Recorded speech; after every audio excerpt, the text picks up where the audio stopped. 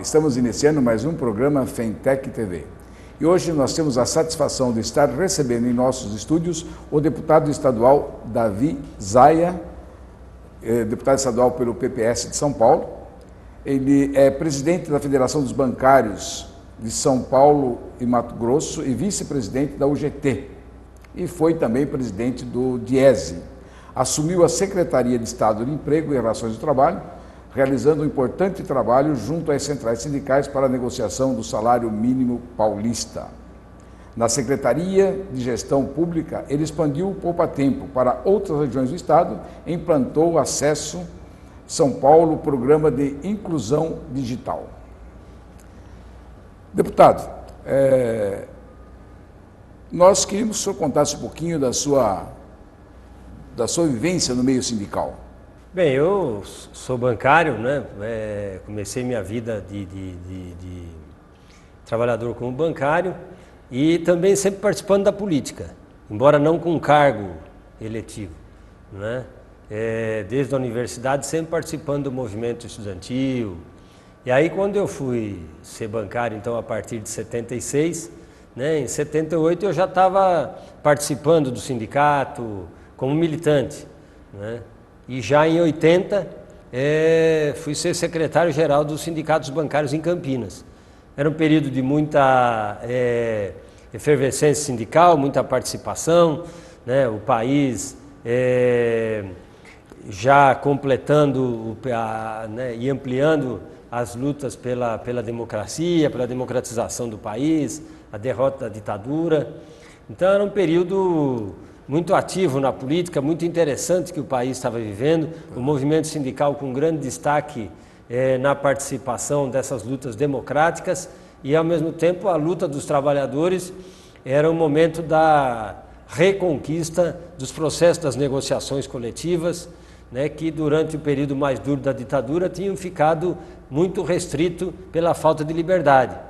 Então era mais comum as campanhas salariais serem resolvidas, né, no dissídio coletivo, através da justiça. E a partir dessa década de 80, né, se retoma o processo de negociação, o processo das greves. Então é um momento muito rico e isso tudo foi muito importante. E eu então fui secretário já em 80 do sindicato, em 83 presidente do sindicato, depois já em 90 na Federação dos Bancários de São Paulo e Mato Grosso do Sul. E aí seguimos a vida, né, cada vez mais participando da política e do movimento sindical. Muito bem. O senhor se elegeu a primeira vez deputado estadual em que época? Deputado estadual, o primeiro mandato foi em 2006. Eu tinha sido candidato em 94, não tinha sido eleito, em 98 também não, mas em 2006 fui eleito então, com 54 mil votos, reeleito em 2010 e agora em 2014 reeleito novamente. Muito bem. Quando o senhor esteve à frente à Secretaria do Trabalho, acho que foi nessa época que começou a se discutir um piso salarial regional. O Estado de São Paulo já tinha a lei do piso regional, né, porque a Constituição, eu acho que desde 2004, por aí, ela já previa, né, que além do salário mínimo nacional, os estados poderiam estabelecer piso para determinadas categorias. O que nós fizemos naquele período de 2011, quando eu fui secretário do Trabalho, foi ampliar a negociação com as centrais, levar essa discussão e poder debater não só as categorias que estariam inclusas, né, e conseguimos elevar o piso de maneira significativa. E o piso, embora ele sirva basicamente para a iniciativa privada, eu me lembro de ter conversado com inúmeras categorias que entendiam que o piso tinha um papel importante, inclusive porque ajudavam depois na negociação de pisos específicos dessas categorias, que são as categorias que têm os salários mais baixos, conseguir elevar o piso também das suas categorias. Então foi um trabalho muito articulado com as centrais e com o movimento sindical no sentido de puxar o piso do Estado de São Paulo para um valor mais alto. Nós temos um projeto de lei que tramita na Câmara dos Deputados para um piso salarial para os técnicos. Mas isso é um processo demorado, nós temos acompanhado, mas não é uma coisa tão fácil de se conseguir. No Rio de Janeiro, através dessa lei que autoriza os governos estaduais a implantar um piso salarial, certo? No Rio, ele foi estipulado um piso salarial para o técnico, enquanto não se tem a lei federal e tal, foi estipulado um piso salarial para os técnicos. Qual a possibilidade de nós fazermos isso aqui em São Paulo? Olha, a lei, do meu ponto de vista, ela permite, né? Porque ela permite que você estabeleça pisos para determinadas atividades, determinadas funções, né? Então, acho que é possível, né? Precisaria hoje estabelecer uma negociação a partir da secretaria, né, para se pensar nisso. Aqui em São Paulo nós tínhamos 3 pisos, né, diferentes. Depois agora acho que nesse último ano acho que passou tinha ficado 2, né, 2 pisos. Então precisa enquadrar dentro dessa mecânica que nós temos aí. E nós teríamos esse final de ano, esse ano para fazer isso, né? Porque eles agora, como a vigência passa a ser junto com o salário mínimo, a vigência do novo piso a partir de janeiro, ele precisa ser votado ainda durante o ano para poder valer para o ano seguinte. Ok, daí nós vamos entrar em mais detalhe, procurar o senhor na Assembleia. A gente pode conversar na Assembleia e conversar também com o secretário de Emprego e Relações do Trabalho, que é quem coordena essa atividade dentro do governo. Como é que o senhor vê essas medidas provisórias? Eu acho que o ruim das medidas provisórias é que elas vêm no sentido de reduzir a despesa do próprio governo. E o governo faz isso no momento de crise, né? Jogando em cima das questões dos trabalhadores. Então isso é um equívoco, né? O problema do país não está no que é gasto com os trabalhadores. O problema do país está no que é gasto com o juro da dívida pública, né? Que é um verdadeiro absurdo, né? O problema do país, em parte, está na expansão do gasto público, que nem sempre é feito só com os trabalhadores, né? Então acho que esse é o equívoco das medidas provisórias, né? Claro que todos nós somos favoráveis a uma maior fiscalização no seguro-desemprego, né? Nos benefícios que são dados aos trabalhadores para evitar problemas que você tem. O problema é que a redução não ataca os problemas, ela simplesmente restringe o número de trabalhadores que podem ter acesso a esses benefícios. E nesse sentido nós temos manifestado o contrário a essas medidas, por entender que não ajuda o Brasil a sair da crise. Muito bem, deputado. Nós vamos para um pequeno intervalo e voltamos a seguir com a entrevista ao deputado Davi Zaia.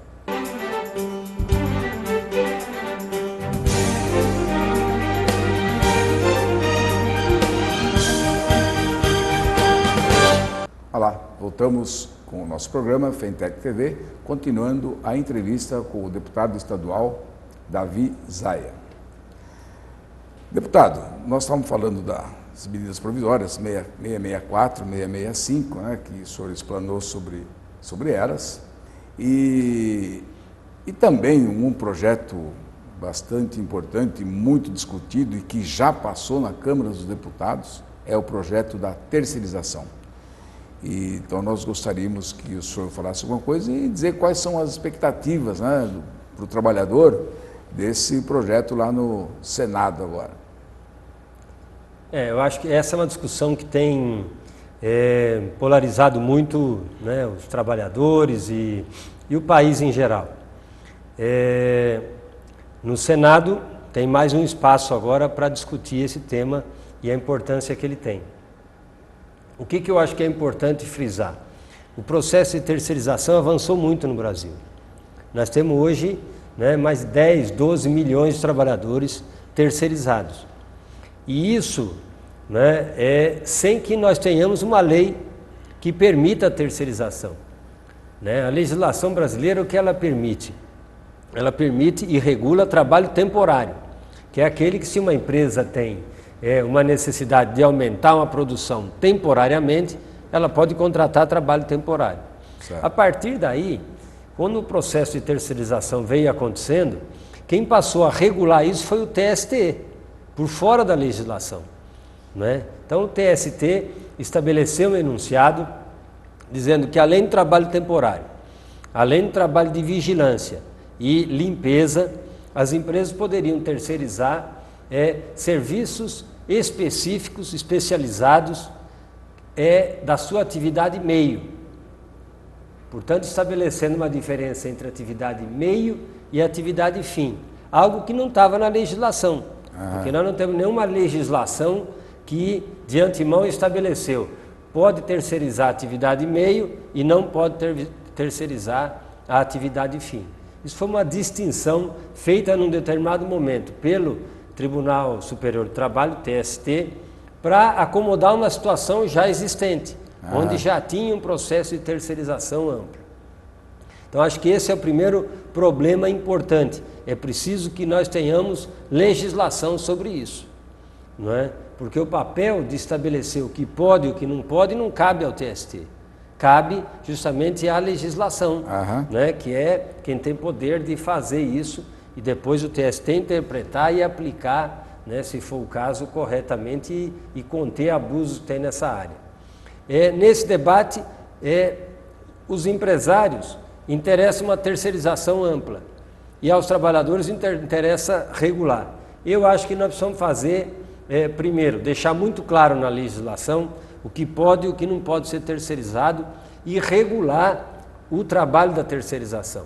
Porque nós não podemos ter no país dois tipos de trabalhador. O trabalhador que não é terceirizado sendo tratado como um trabalhador de primeira categoria, vamos chamar assim. E o trabalhador terceirizado sendo tratado como um trabalhador de segunda categoria. Eu às vezes vejo muitos discursos que tratam dessa questão e que pensam um pouco isso. Então pode, aquele que é terceirizado é o serviço de péssima qualidade e o não terceirizado é o serviço melhor.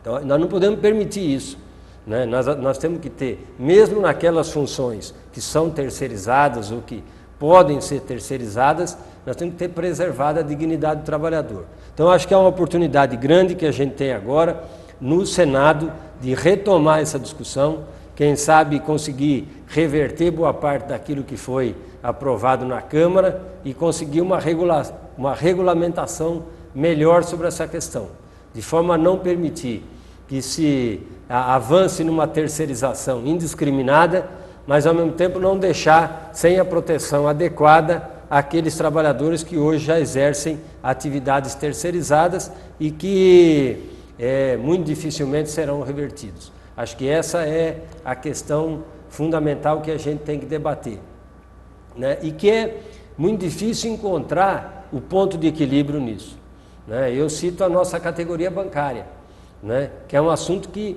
não é nem considerado terceirizado, né? Mas ao longo do tempo foi sendo permitido que, por exemplo, surgissem os correspondentes bancários, que eles não são, do ponto de vista formal, não é um terceirizado, porque não é o banco que contrata uma empresa para prestar serviço, né? Mas é uma empresa que exerce atividade financeira que o banco exercia, né? Muitas vezes. Que porque esse projeto ele está sendo discutido no Congresso Nacional há 10, 11 anos. Então isso é uma coisa que nós temos experiência disso. Quando eu digo nós, não sou eu como deputado, né? Acho que o movimento dos trabalhadores também tem experiência disso, o movimento sindical tem experiência disso, né? Tem um processo que você consegue postergar um projeto, empurrar ele para frente, né? Fazer o que a gente chama lá obstrução para que o projeto não seja votado. Mas chega uma hora que ele é votado. Então, eu acho que aí, né, por falta de uma unidade maior do movimento sindical, não se conseguiu chegar a um acordo para chegar no Congresso Nacional com uma posição clara e estabelecer um processo de negociação que permitisse que se avançasse na aprovação de um projeto que regulamentasse claramente o setor da terceirização. Então, se apostou muito tempo de empurrar o projeto para frente. Chega uma hora que isso, né, o projeto acaba passando, como foi agora, aconteceu na Câmara. Felizmente tem o Senado ainda que permite alguma retomada, né? Então acho que essa divisão no movimento sindical, né, atrapalhou, né? Mas acho que é preciso ter uma visão de que nós não vamos acabar com a terceirização, né? E eu pessoalmente acho que se fixar apenas nessa separação, pode atividade fim, não pode atividade meio, né? É entrar meio derrotado nessa discussão, porque nós não estamos falando de que, olha, estão mudando uma legislação. Eu volto a repetir, isso foi uma solução inventada pelo TST num determinado momento, na ausência da legislação, dizer pode na atividade meio e não pode na atividade fim, né? Isso nunca foi vontade de nenhum legislador brasileiro que estabeleceu isso, nem na Constituição e nem na própria CLT isso está estabelecido. Então nós temos que retomar essa discussão num outro patamar. Como é que se faz um processo de terceirização naqueles casos em que a lei for permitir, mas garantindo a dignidade do trabalhador terceirizado.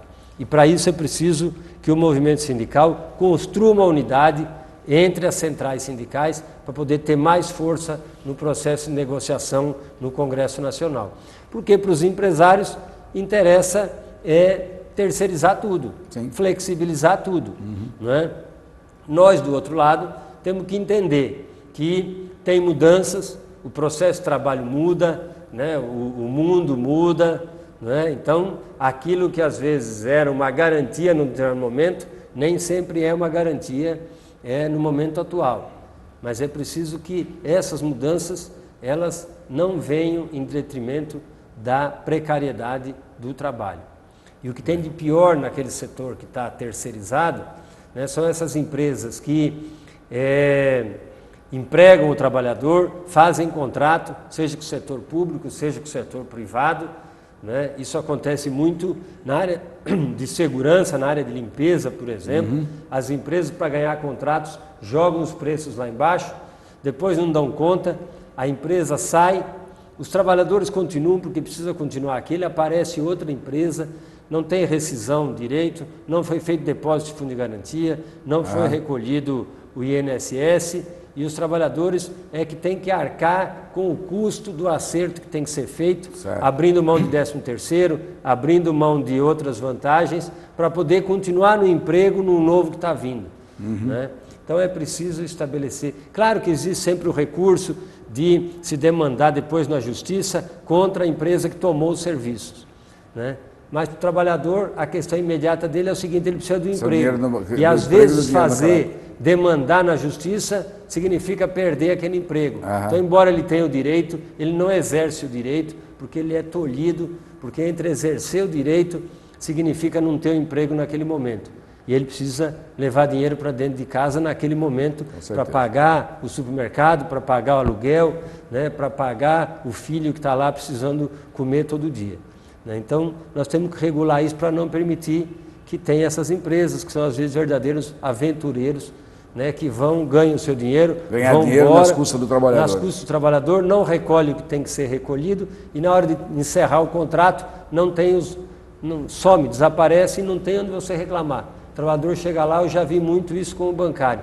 O trabalhador que era terceirizado vinha lá, falava, fomos lá reclamar, você não acha nem o endereço da empresa mais. Não tem nada, porque a empresa é o quê? Meia dúzia de computador, 3, 4 pessoas. Exatamente. E contratos de prestação de serviço. Muito bem, deputado. Vamos a um pequeno intervalo e voltamos a seguir entrevistando o deputado Davi Zaia.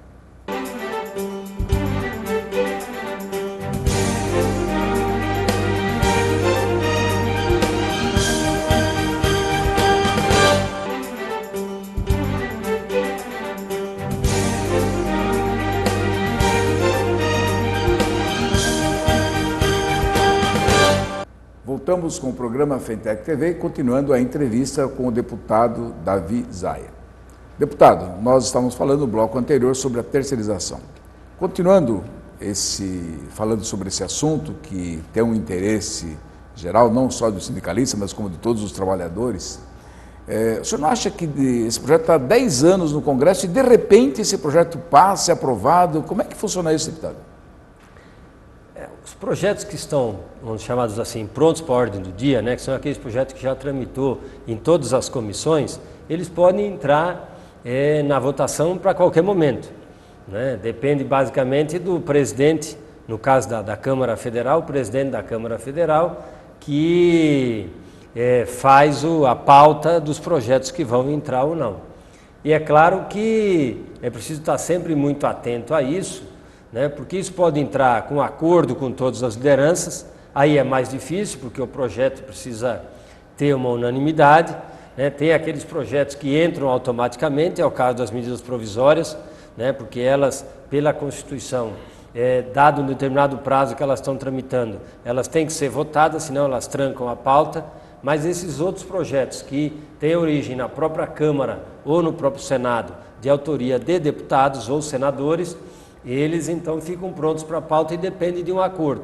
O presidente atual, né, foi eleito e tem os seus compromissos. E uma das coisas que ele tem colocado é que ele vai colocar projetos em votação, independente de ter acordo ou de não ter acordo, de ter consenso ou não. E que isso vale até para o governo, que às vezes não tem interesse em que determinados projetos entrem em votação, mas vale também pelo lado de cá.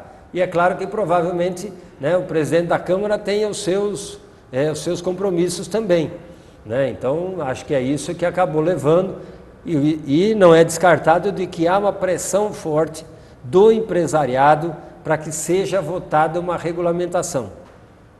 Para o empresariado interessa o mínimo de regulamentação, né? E é isso que eles procuraram fazer nesse projeto. Muito bem, deputado. Explorando um pouco mais a medida provisória, a 64, a 65, vamos falar um pouco sobre essa decisão aí que veio no bojo aí da redução, que fala sobre o fator previdenciário. Então, essa é uma questão até interessante, porque vê que o fator foi criado, né, acho que em 89, 90, né, 90 e pouco, né? Na década de 90 para 2000.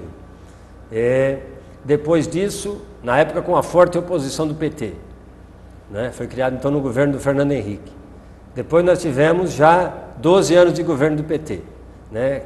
8 anos do Lula e 4 anos da Dilma, que estavam contra inicialmente o fator previdenciário, né? O fator previdenciário, ele reduz a aposentadoria. Hoje, se a pessoa aposenta com menos de 60 anos de idade, essa é basicamente a regra, independente de ter 30 ou 35 anos, se for homem, 30 se for mulher e 35 se for homem, se não tiver 60 anos de idade, sofre uma redução na aposentadoria. Então foi criado pelo Fernando Henrique, passou por 3 governos do PT e não foi derrubado. A Câmara até chegou a aprovar, né, o fim do fator previdenciário, o fim puro e simples, né? E o Lula vetou, então o fator continuou vigente. O que foi feito agora foi que numa medida provisória que tratava de outras questões, tratava de pensão, tratava de vigência, quem pode ter a pensão, quem não pode, se incluiu essa fórmula 85-95, que é também uma fórmula de fator, né? Porque não basta a pessoa ter 30 anos de contribuição para poder aposentar integral, ou 35 se for homem para aposentar integral. Ela tem que ter 30 ou 35 e tem que ter uma determinada idade para somar 85 ou 95. Certo. Né? Um trabalhador que começou, por exemplo, com 18 anos, né, se for um homem com 35 anos, ele vai ter 53 anos de idade. Certo. 53 anos de idade, com 35 de contribuição, 88. Para 95, vão faltar 7 anos. Então ele teria que trabalhar mais 3 anos e meio para poder ter uma aposentadoria integral, né? Então ele aposentaria integralmente, né, com 56 anos e meio, né, e com 38 anos e meio de contribuição, né? Mas ele em alguns aspectos, melhor do que a outra fórmula, né, dependendo da situação de cada trabalhador. Então, acho que foi introduzido por uma emenda de um deputado, né, que, entendendo o momento, conseguiu colocar essa emenda e conseguiu aprovar essa emenda, que muito provavelmente será aprovada também no No Senado. No Senado, né? E aí fica a expectativa se a presidente vai vetar ou não, né? Porque isso já foi a outra vez que a Câmara derrubou o veto, como eu disse aqui, já o presidente Lula vetou. Então resta saber se nós vamos ter nesse caso também um veto ou não, né? Mas essa é uma questão importante de ser discutida, né? Divide também muitos trabalhadores, né? Divide os trabalhadores não, divide mais a questão do país como um todo. Porque de um lado nós temos a expectativa de vida que aumenta, os trabalhadores estão vivendo mais, portanto, ao se aposentar, estão recebendo a aposentadoria por mais tempo, não é?